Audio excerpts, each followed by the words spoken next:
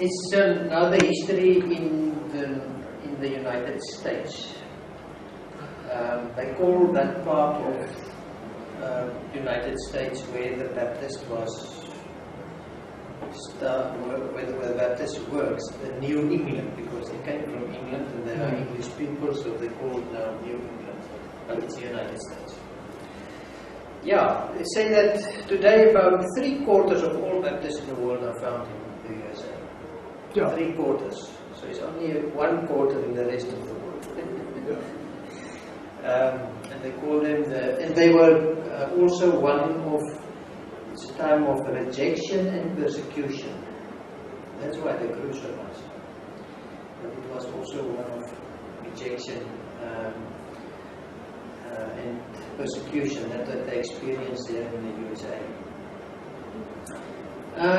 Roger Williams, he came from Boston, 1631.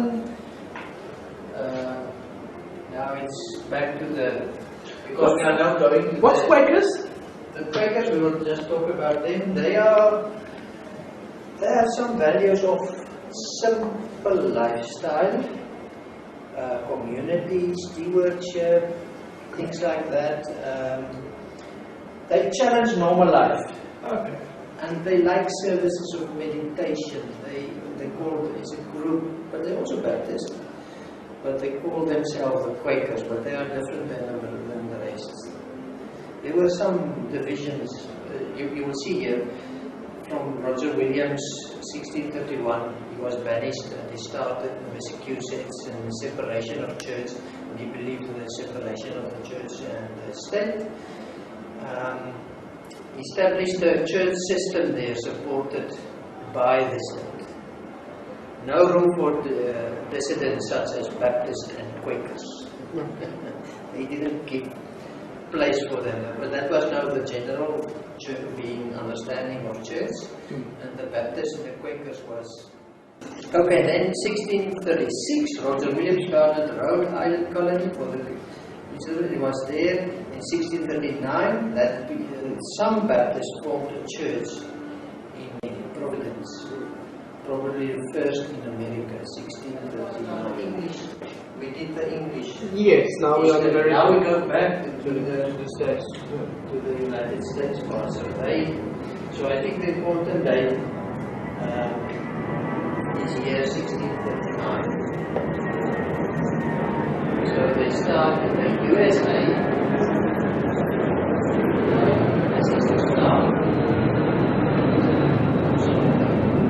Founded in Rhode Island. Some Baptists formed the church from Providence, probably the first in America. Although persecuted, the Baptists increased in number and spread to the New England colonies. I mean, increase and persecute did gaan saam. Yeah. I mean, together. That's Book of Acts is clear on that as well. In comparison with other Christian denominations, Congregationalists, Anglicans, Presbyterians, the number of Baptists was small in the USA. It was with the spiritual movement, that great awakening, that started that big growth, so that they grew rapid and so on. And then 1726, it was with the preaching, the Great Awakening, the Great Awakening of the USA. USA, Great Awakening. So you can now see the difference of this awakening and the awakening there was 1770. Yes. It's not the same. It's not the same. So the awakening in America was earlier. Yeah, it started earlier, but it went on for longer. You will see just now. The Dutch Reverend preacher Gilbert Tennant, the young Presbyterian minister, 1735, for powerful awakening in Southampton. So he's still there in the awakening, Massachusetts, under the preaching of scholarly congregational pastor Jonathan Edwards. Most influential of all was the extraordinary preaching of Anglican George Whitefield. Now that's a number. Yeah, I know Whitefield, yeah. So we can write down George Whitefield here.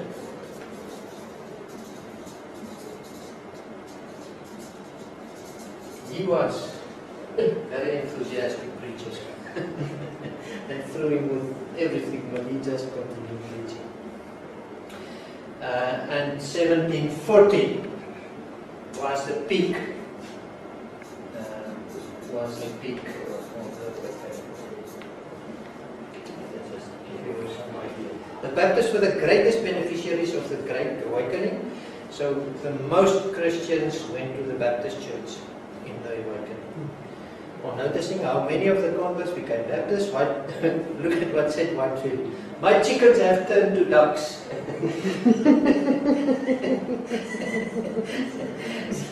Because they went into the water.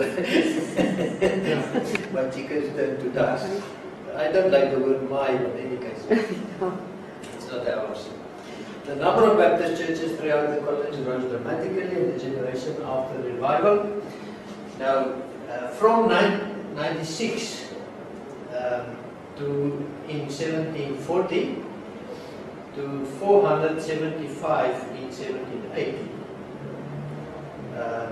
this growth of the church is led by outstanding preachers as Sabal Stearns and Daniel Marshall. Also names I've heard, but not so often. There were inevitably some excess associated with the revivals, which tended to split the Christian community, critics, supporters, and supporters of the movement. Some was, I like this word movement, because I think Christianity is a movement. It works through, it's a movement. It can't be a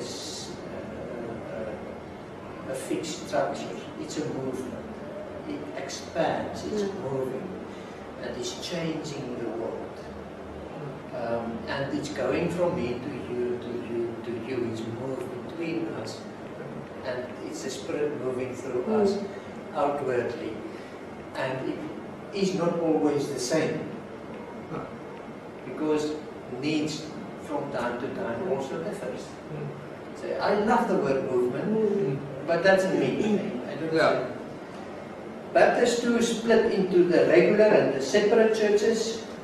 Well, as soon as something started to be fixed, immediately you get splits. The regular Baptists were comprised chiefly town people and those of better education. And immediately with a better education, you see what happens, and I want to stress this also.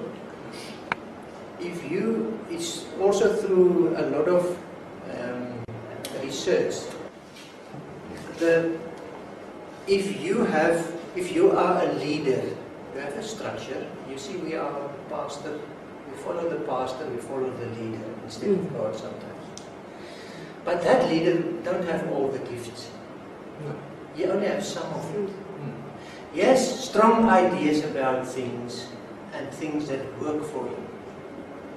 So what happens? He's preaching it. He's living it. And the people who like him come to him. So at the end, nearly all the structured congregations had some gift that they put in front. But if you look at places where things grow, is where all the gifts are functioning. And now you have the educated ones in the city with some gifts, maybe of training, and some of the other gifts, but they don't have all the gifts. And likewise people go to them, the people who like that. And now the others started with another gift because they don't find it there. And they are at that gift. So they go separate. And that's the real bad thing about congregation. It still happens like that. Yeah, absolutely. It still happens. It's true. The doctrine oaks will hang out together, and the oaks into healing will hang out together. And you go to the place where you are comfortable. Because Yes. you don't go to places where you're not comfortable. So he attracts the same people to him. Exactly. So it's educated people. You will attract the more educated people, and it's actually. It's not I can supposed to say be it in that so way. many words. It's wrong. That is wrong. It's not an organism anymore. Yeah. Yeah, it's hartseer. Yeah. It's Yeah. really, what's It's the sad, answer? sad. It's really sad. Sure. Because, and people don't see. Uh-uh. So, and this is the same thing, that's how we know things separate. Yes. Soon, you who need to enrich them, and yeah. they enrich you, Yes. separate. Because you need all the gifts. I will talk about the gifts in the Baptist basics today. It's really important to understand some of those gifts and things. Ja, daar's baie verwarring om dit. And that Bias. It causes major splits. So, yeah, I enjoy that. Because I'm stuck in that. remember this, because we forget this thing. We need to remember this thing. It's very important that we learn it through the history also. And some grew faster, had the fire and fervor of the Whitefield revival. Later on, many regular and separate Baptist churches united again, luckily.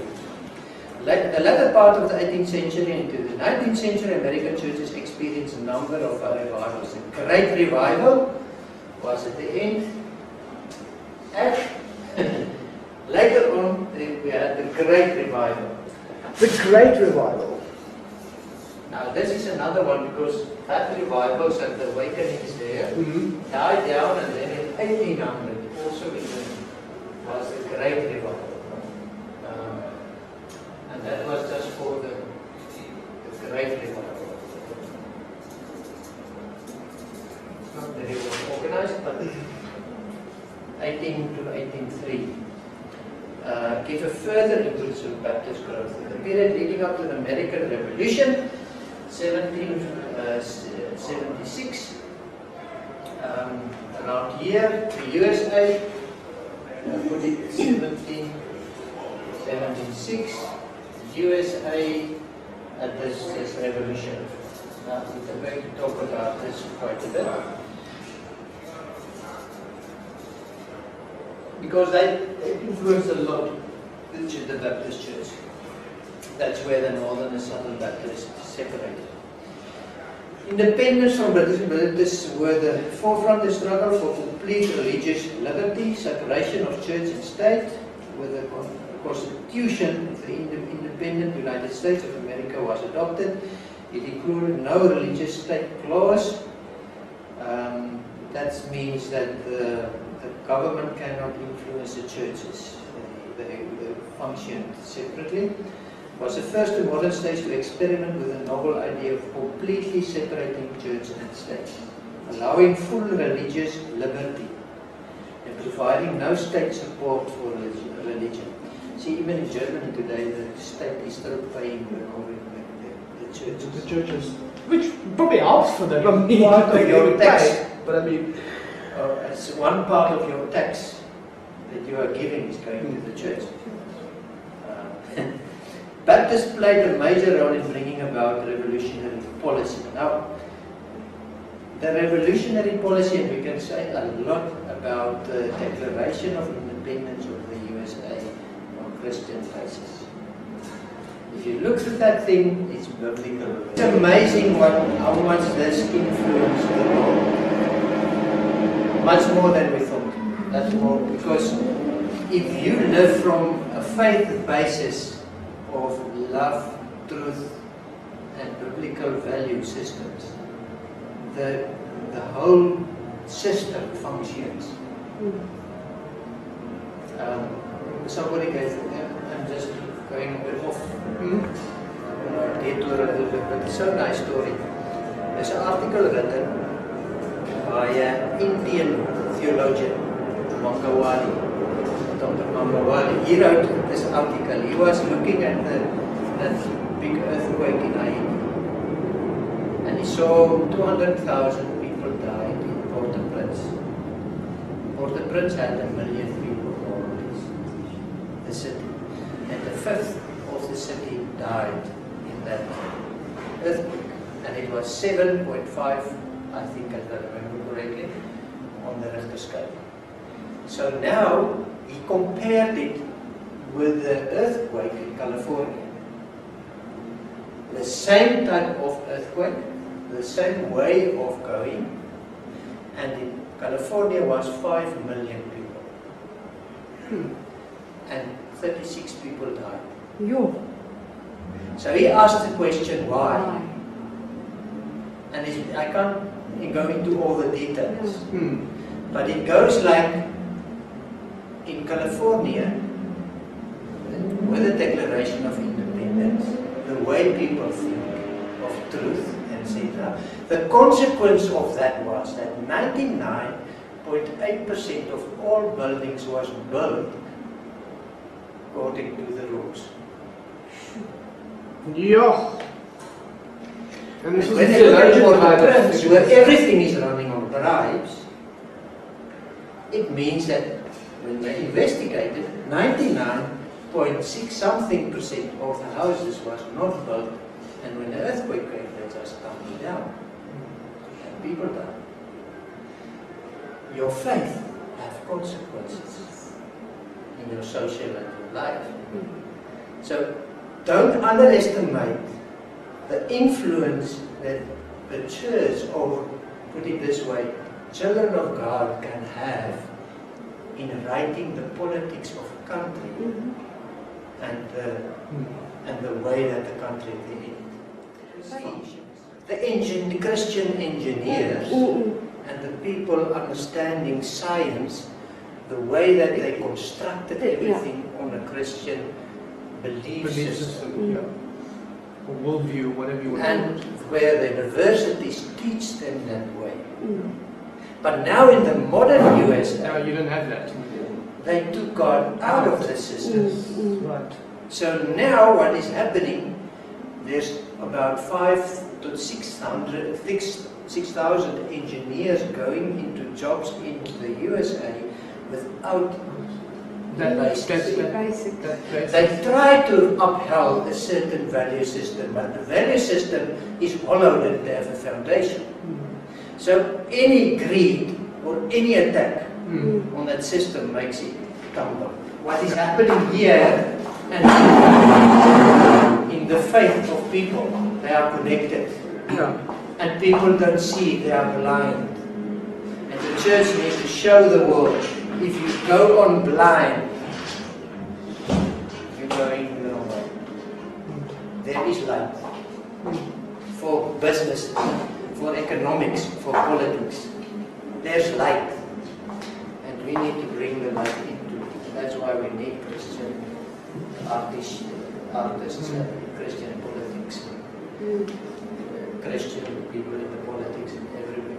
We need to form a new foundation. So the church's job is to influence the politicians, the artisans and everyone. But there's a bit of a paradox around that, because I've been thinking around the same stuff, because also according to Bible prophecy, it's very clear that these things are going to eventually fall apart. And I've always been battling with the idea that, okay Lord, if it's going to fall apart, then what is my duty then? I mean, and that's why I understand where the Calvinist is coming from. But I also know that that's not the right, because people still need to know the truth. Yeah. So I have this idea of, I still fight. We as Christians must still fight to get there. Irrespective of what the prophecy, we know that we these are things sent to fight. We are sent to why fight. we are Exactly. here. That's our whole purpose. We do that in missions. You will see. It's so important. Okay, so we are here to change, change culture and systems and break down that's wrong. Yes. And we're not doing it. Even though God said it's going to fall anyway, it's going to fall apart anyway. Yeah. It's kind of a paradox. It's interesting. Because millions of people go sleep hungry because there's no faith basis. Yes. You can draw the line. It's about bringing people to Christ. It's about that's the end goal. Is people need to know the truth and they need to come to the Father. And that's what it's about. And teach them to obey. And teach them to obey. Then the systems change. Okay. We need to hurry a little bit. Yeah, that's fine. But I think that's also important to think of. And then the membership was 720,000, 9,385 churches, 6,000 ministers, and so on. And then starts the Calvinistic Armenian understanding of grace, the tensions. I don't have to explain that. I think you know what's Armenian. Yeah. We've done that. It was with the awakening. Edward Whitefield, with Calvinist theology prevailed among the majority of Baptist churches. Some smaller bodies, however, such as the Free Will Baptist, espoused vigorous Arminianism. Okay. Wide impact, and then came in 1883 the Baptist, the William Miller. He predicted that Christ would return 1843, and still people are predicting. They still believe it. He's still returning. It didn't come yet. When the date failed, he changed the date to 1844. The history is repeating itself so many times. Don't fall into the same mistake. Yeah. The failure, and he's so convinced. I mean, he will give his life for him. That was his William Miller. The revised date resulted in widespread disillusionment and a decline in his spiritual vigor. That's so amazing that he can use that word here for many congregations. It's not just in how many members there are and how good they believe in systems, but their vigor for Christ died because of things like this. Okay, then landmarkism. That means I'm right and you're wrong. Idea became very in the Baptist church also, argued that Baptist policy was taught in the New Testament and therefore only Baptist churches could be regarded as true churches. And that also is so devastating. So devastating. And that's why it's so good to read in the book that that's not the belief of the church. They restricted the administration of the Lord's Supper to members to the local church only until today. And you can argue that was administered in a properly constituted ordered Baptist church. Needless to say, they opposed the practice of pulpit affiliation, where you go to preach in another pulpit. So they didn't share their gifts. That's what that means. If you don't share, and you get on with your gifts only. Although landmarkers which have been influencing Baptist churches, they have never become the official position of the larger Baptist denominations. So landmarkism actually died down in a big way, luckily. And then slavery and civil war. That's where the North and the South in America divided. 1861. 1861, slavery. The issue is slavery in the USA. Okay. We know the history, what happened there. The violent and bloody conflict, the history of the Civil War, 61 to 65. The grays and the blues. And yes, the Christians was deeply divided. Those who were industrial North argued that slavery was incompatible with Christianity. You cannot allow to have slaves. While the South was losing from their agriculture, they lived and worked with slaves, and they didn't want to give it up. They said, no, slavery, you can have slaves. And then saw as the arrogant interference of others. If you come and tell me that I don't need to have a slave, yes. Told the North, you are arrogant to interfere with our businesses. Because, how was the treating of the slaves, though? You see, that's the defining factor. You always find people who treated their slaves good, but there was a lot that treated very badly. So so it's not only that. That is also a factor, but it's not only that. And they say they are arrogant, they cannot tell us what to do. So divided the Baptists into the two major bodies, the Northern Baptists and Southern Baptists. Okay, so that's where the Northern and the Southern Baptists. Yes, now it's the two different sides of the Civil War. So that was basically the Civil War split into North and South. Yeah, yes. It makes sense. It clearly makes sense. Yes. And it's sad that at the end, after the war, he decided to stay separate. It's still separate. You see what happens, and that's also very important to know, and I experienced it in Mozambique also. The rural people always feel a bit inferior to the city people. So you, like in Mozambique, they will tell you, we are the barefoot pastors, they are the pastors with the shiny shoes and the jackets. They won't listen to us. We are nothing. Look in the history, it's very important, inferior complex, what people think, because many times because of what you're materialistic, how much you have, and other value systems that came into the world that are not supposed to be there. There's people think that they are nothing. And then it's difficult to associate with the ones with the jackets and the shiny shoes. It's not easy. And you find it everywhere. And it's also, I need to convince the rural people when they're going into the city, it's not you who gives the message, it's the Lord. It's not your position, it's His. In any case, your position is much better than you think. And who you are, to start knowing, yes, you are nothing. And you're not capable of anything. But the one inside you is going to use you. The one you identify. Don't be afraid, go.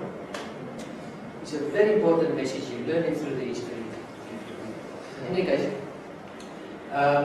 so the Southerners, it was a struggle for freedom against tyranny. The war claimed 600,000 lives. And in those times, that's, I mean, there were not so much people in the world. More than 1 million casualties could have been so routinely baptized in piety. It was terrible. Left the South economically and socially devastated. And they decided in 1845 to remain separate from the Northern Baptists after the war.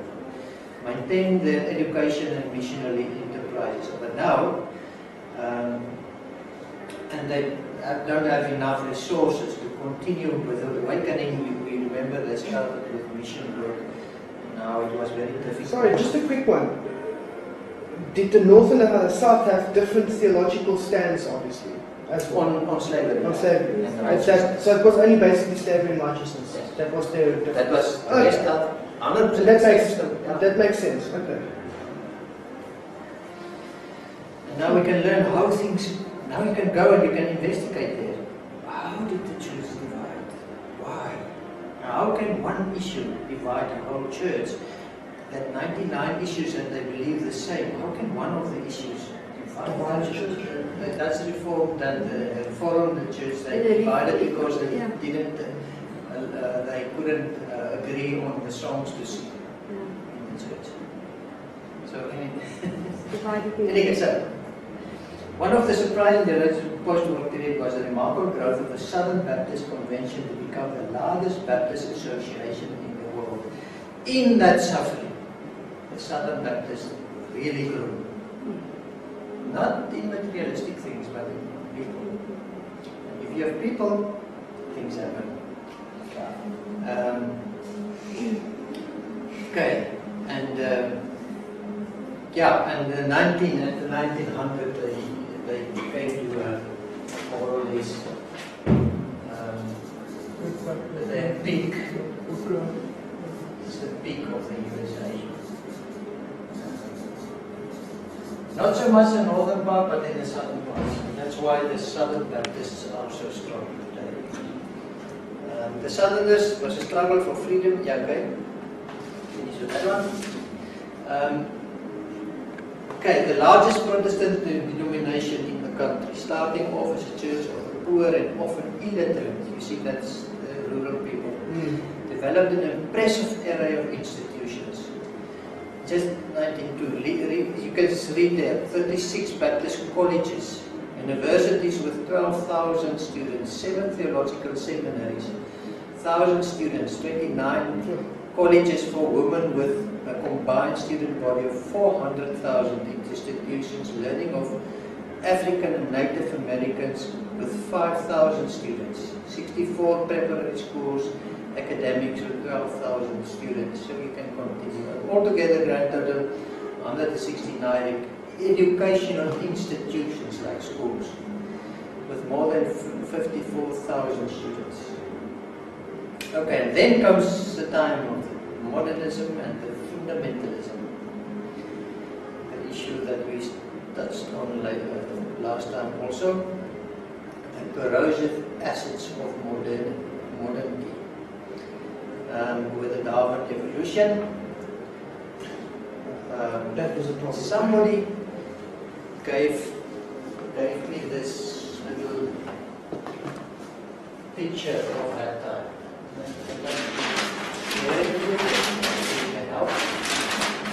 It's like when the church was confronted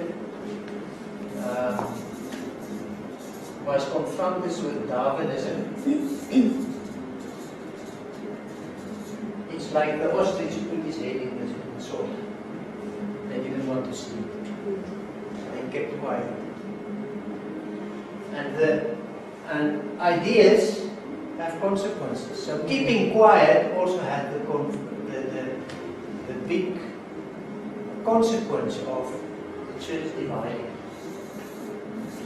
Yeah, that's true. You will see now in this history. And it takes wisdom, I mean, when to actually say something, when not to say something. But you can't say nothing, and you also can't say too much.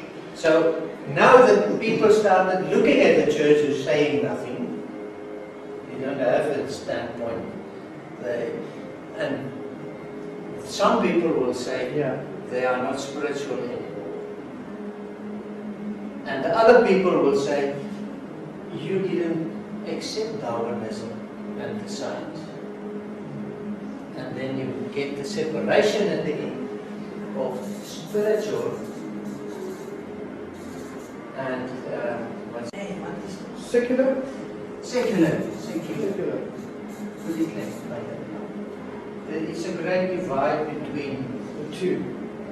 sacred and secular. Yeah. Sacred and secular. So now they say, no politics, no arts, nothing in the church. That's it. Because those things are the world now. You don't believe in the Bible, they are bad. And the church says we are spiritual. And we do spiritual things. We need to pray and we need to preach and do Bible studies. That's our job.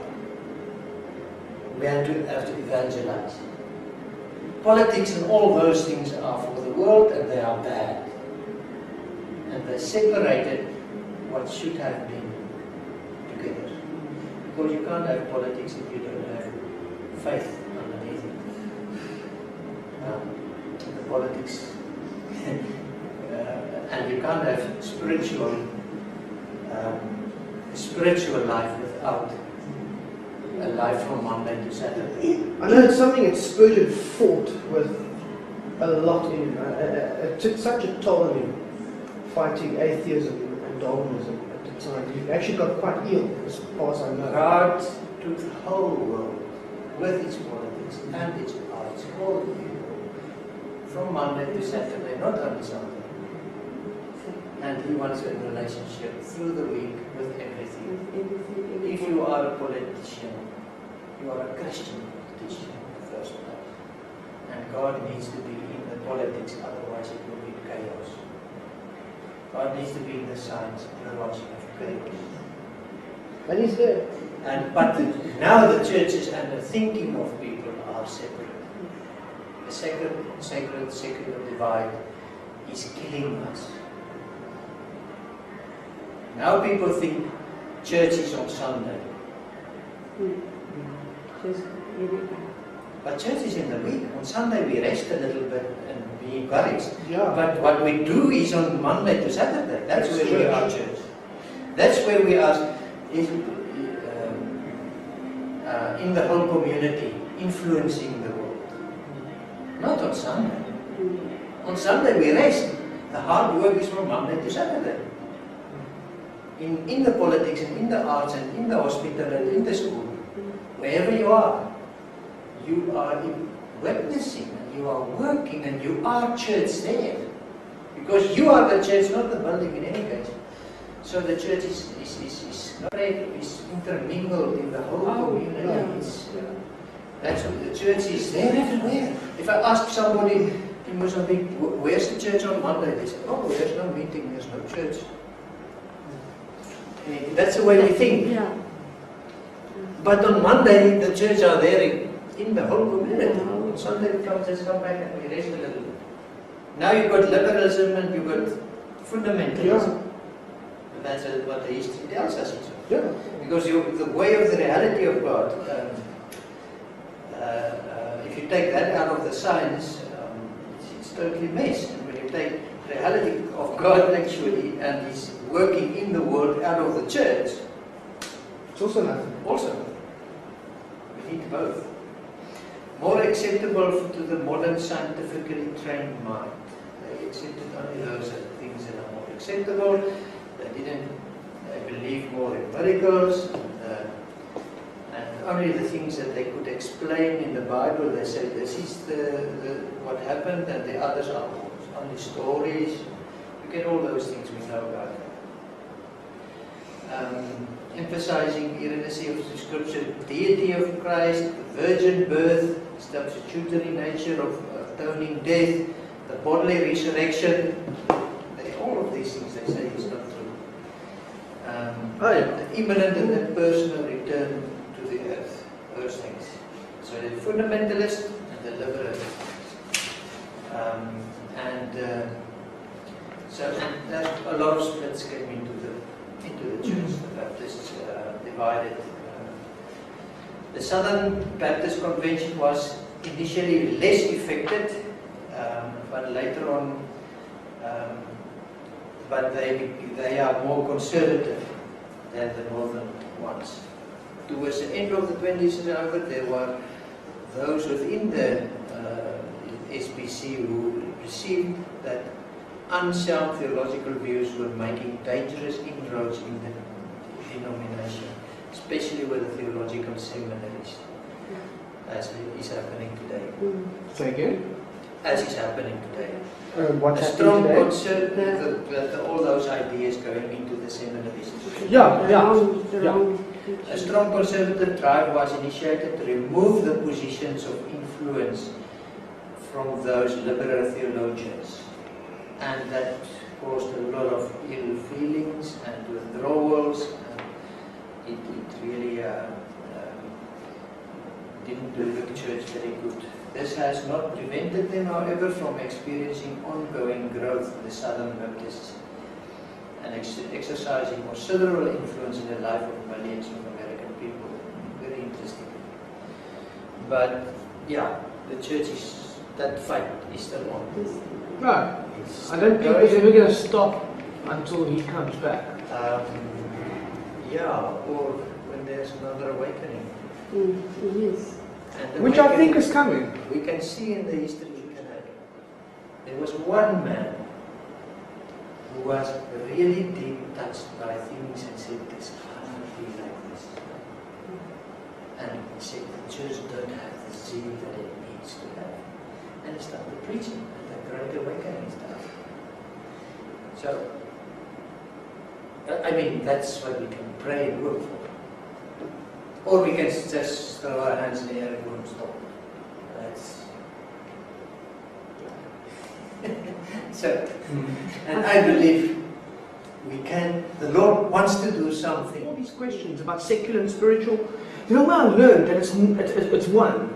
I went back to the Jews. Yes, it's one. I went back to the Jews and I looked at what they believed around these things. And to a Jew, spiritual, secular, is the same thing. Same thing. Your job is spiritual. Your life. Your life is spiritual. Everything is spiritual. Testimony. Your business is a witness. Yes. Go everywhere. Your body is a witness of Christ. How can you live without your work being part of it? I mean, Exactly. you also need to see through research, and that's why Alan Hughes, as he also knows, his books, if you're very interested in this. Alan? Hughes. How do you spell the surname? It's a German H-I-R-S-C-H. Alan Hirsch. Yes. I will mention his name again with the basics. It's interestingly how the things come together. So we've done the British part of the history. Now we're doing the USA part of the history. So you can see more or less what happened exactly. Civil War and things influenced them. But especially the modern